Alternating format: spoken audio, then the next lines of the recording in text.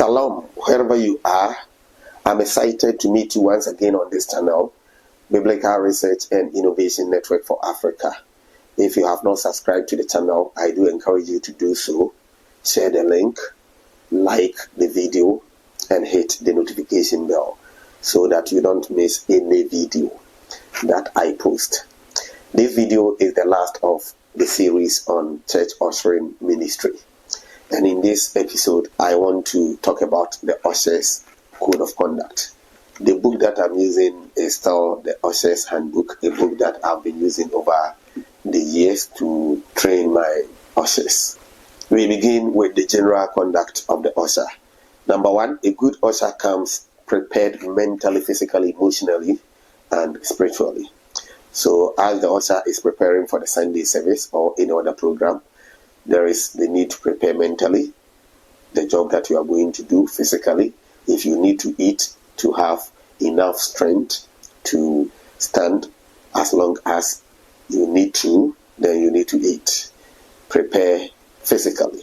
If you are sick, you may inform the leader so that you may be excused. That is better than you pretending not to be sick, pretending to be fit, and collapsing along the line. Emotionally, you need to be prepared as well. And spiritually, you see, the work that you are doing, people might have different powers as they interact with you and would like to fight against the success of your job. So you need to prepare spiritually and also be ready to pray for people who need such support. So please take some time to be connected to God before you go to the program. So that is important because you are really a representative of God. Number two, be presentable. Dress well for God's house. It shows respect and trustworthiness. Wear shoes, not slippers. Wear your name tag or your robe, whatever is given to you. And your dress should be appropriate and neat, making you smart for the job. Number three, concentrate on the people. Seat the people as near to the front pews as it seems appropriate. The back seats can then be filled later. In an earlier video, I said that we do that so that people who come late will sit quietly and wouldn't have to bypass people and go to the front pews or seats to sit and cause any disturbance. So the usher is expected to concentrate on the people and make sure that they sit where they are expected to sit and their issues are addressed. The fourth point is that the usher has to be alert to available seats and be ready to lead people. So you need to know which seats are available in the chapel so that you can lead people to go there. The following are don'ts. Do not do the following. One, do not allow worshippers to enter the chapel when prayers are being said from the pulpit. This is a practice in most churches. We don't allow people to enter the chapel when prayers are ongoing. The reason is that the people may come and disturb the worshippers who are praying. Even though this is a widely accepted practice, and I also endorse it, I believe that if we sit in the front pews or the front seats and the back seats are there unoccupied, we may be able to bring people in silently to join, maybe not coming too close to those who are in the front, so that they can also enjoy that session. That is where we are praying, and later when the prayer is over, we find places for them to sit permanently. Now we can also do this. People who are waiting outside, we can have some speakers that project the sound to them so that they can also participate in whatever is going on whilst they are waiting. Those who are elderly and are not that strong should also be given some chairs to sit on for them to be comfortable. So whichever way you want to deal with it and it's appropriate for your church, it is allowed.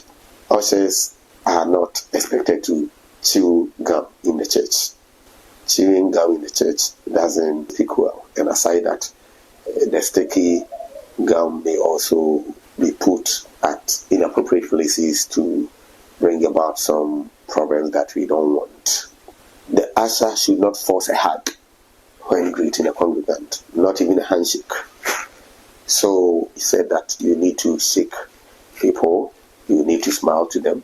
You can also hug them, but then don't force it on people. And also look at the environment, the society in which you are, and the interpretation of a hug or a handshake before you do it. These things, I want you to deal with them culturally, contextually, based on the context in which you are working. Then, separating families when sitting is also something that we may have to avoid, because people would like to sit as a family in the church to continue their family bond. It doesn't mean that we cannot also sit anywhere. We can sit somewhere else to mingle with other people. But when I talk of a family here, I'm talking about maybe a mother who comes with the children, and if the children are not going to the children's service, then they have to be around the mother. You don't have to separate them. This is also something that we need to consider the local situation and know what to do. But most African societies, the family bond is so strong that even in the church, people would like to express it and would like to sit close to their family members and also have other people around them. But in most of our churches too, we have organizational sitting arrangement, and that is also fine. So I leave that one to you to also decide on your own based on the local needs and arrangements.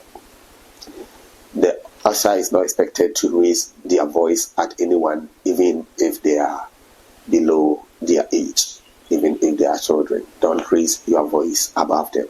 So that ends point 5, which was on the don'ts. Point 6 is that drunkards, mentally unstable people, and other people who come to the church sometimes to benefit from Christian kindness, when they do come, let's treat them with love, and at the same time make sure that we don't disturb or distract people's attention from what is going on.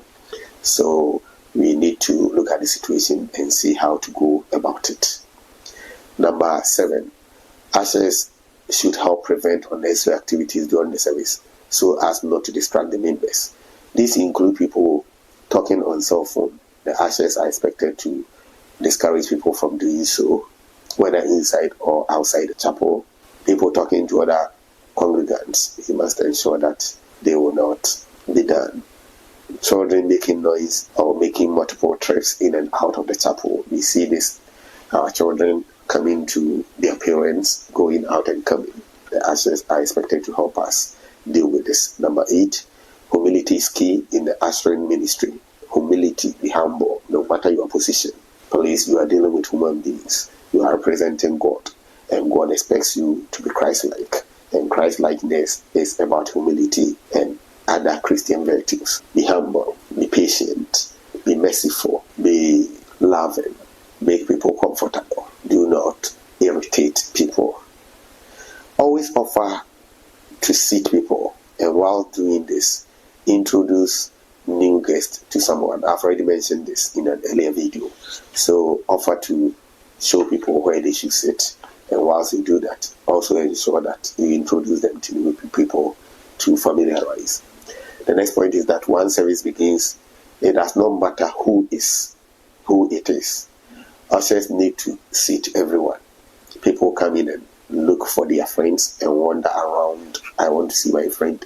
When I said that families may decide to sit together, there are exemptions. For example, if you have come and your mother comes later, then you shouldn't expect that your mother should be looking through to locate you to sit where you are. So don't say this seat is reserved for my mother, it's reserved for my husband. No, let the ushers show where everybody needs to sit.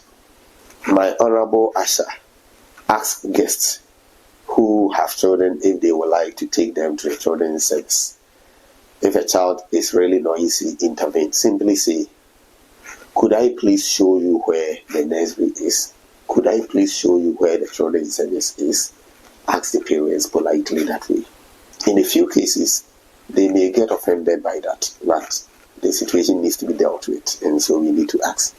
And when we do so politely, we are likely not to offend them. Talk in a way that may not sound harsh. The 12th point is that the ushers must be on the job. Set aside conversation with friends and put your focus on those you are ministering to. So please, that is not the time to go and make friends on your own during the service. No. That is not the time to be talking to others, conversing. No. Be on the job. Be attentive. Look at what is going on. Look around and see how you may help to make the service less distracted and more enjoyable. Be aware of those whom you are working with and work with them as a team. There is the need for you to work as a team. You are not working alone. You have a leader. So you need to discuss whatever you have to do with your leader before you take any major decision. On human relationships, this is what I have to say. Number 1, speak to people. There is nothing so nice as a cheerful word or greet. In welcoming or saying farewell to people, the usher may say one of the following: we are glad to worship with you again. We will be glad to worship with you again. Hope you enjoyed today's services. Hope you enjoyed today's service. We are always at your service as you enter the house of God. You are always welcome to worship with us. Thank you for worshiping with us. Enjoy the service. The second point on human relationships is this: smile to people. Smile to people. Give them a warm smile. It takes 72 muscles to frown and only 14 to smile. So smile. Smile. My fellow usher, smile. Smile to us. Smile to people. Number 3, call people by name. I have mentioned this earlier. It helps in human relationship very much. People are comfortable when you mention their names and they even pay more attention to what you are saying. Number 4, be friendly and helpful. Be friendly, but not too informal. Even though you're expected to be friendly, there should be some kind of formality. So a semi-formal relationship will be fine. Not too formal, but not too casual or informal too. Be cordial. Speak and act as though everything you do is pleasurable. Be cordial to everyone. Have genuine interest in people. People like to be noticed and appreciated. You have to make people feel needed. You have to make people feel that they are part of the service. Be considerate of the feelings of others. You have to try be walking in their shoes. Be empathetic. Be generous with praise. Be cautious with criticisms. Be generous with praise. Be cautious with criticisms. Overcome bad intentions with good deeds or with goodness. The 9th point is that be thoughtful of the opinions of others and respect people's viewpoints, even if they can be implemented. Be alert to give service. You don't have to let somebody always alert you. You too be alert. Be looking around to see. Be observant. What counts most in life is what we do for others. Remember, ushering is service to God and humanity. And on this note, I suggest that the ushering team should greet this way: ushers. Then the response will be, we serve. Ushers, we serve. Ushers, we serve God and humanity. It's all about service, and we need to serve. In conclusion, ushers are forerunners who prepare the church for the guest, being the first to arrive at the church. Church ushers are missionaries for the church, for they perpetuate the spirit throughout the congregation. The ministry of ushering is a crucial part of the worship system or worship life, and therefore all the needed attention must be paid to this ministry. I do encourage ministers and church leaders to appoint people who are willing and capable of ushering and give them the necessary training. What I do in my church is that I use this manual to train my ushers, and after that I give them certificate and give them appointment letter. Before I end this video, let me read what I state in the appointment letter, at least to serve as a sample that you can also use to develop your own. So this is the content of the letter. The letterhead, the date, the address, those things will depend on your church. But this is the letter. The heading is appointment as church usher or church protocol officer.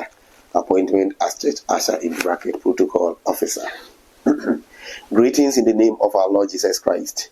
We are pleased to inform you of your appointment as a church usher at so-and-so church. This appointment is in recognition of your dedication, commitment, and exemplary service to our church. And the decision was made during so-and-so meeting that was held by the board, by the church leaders, by the leaders meeting, whatever. You state something like that to let the person know that the decision is coming from, say, the highest authority in the church or something.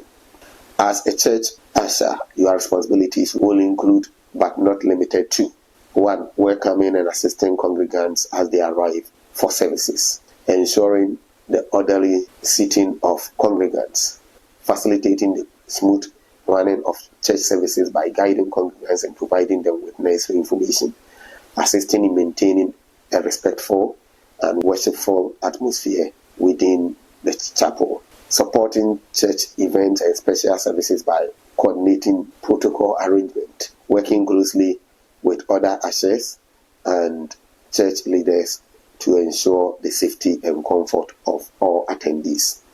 Your appointment is effective, then you put the date there. Here it was 1st June 2024, and it will last for an initial period of 1 year. This depends on the local arrangement or situation, after which it may be renewed or terminated based on your performance. You are expected to serve with diligence and faithfulness to the Lord, reflecting the love and hospitality of Christ to all who enter our doors. You are to report at church not later than so minutes to the start of service. Please confirm your acceptance of this appointment by signing and returning the attached form not later than. Then you put a date there. Normally I give, in addition to the letter, personal record form, which also acts as your response. So when you sign, there's the part which makes you commit yourself to working diligently as the usher. We are excited to have you join our team and look forward to your active participation in our church ministry. May God richly bless you as you serve in this vital ministry. Yours in Christ. I put my name there. Then the leaders meeting secretary, the board chairman, the board secretary, the session clerk or whatever, depending on your situation, you sign, you hand over to them. By now, I'm sure the series of videos on the ushering ministry has given you enough resource to develop your own material, even as you continue to train people to work in this important ministry. May God richly bless you. Bye for now. Shalom.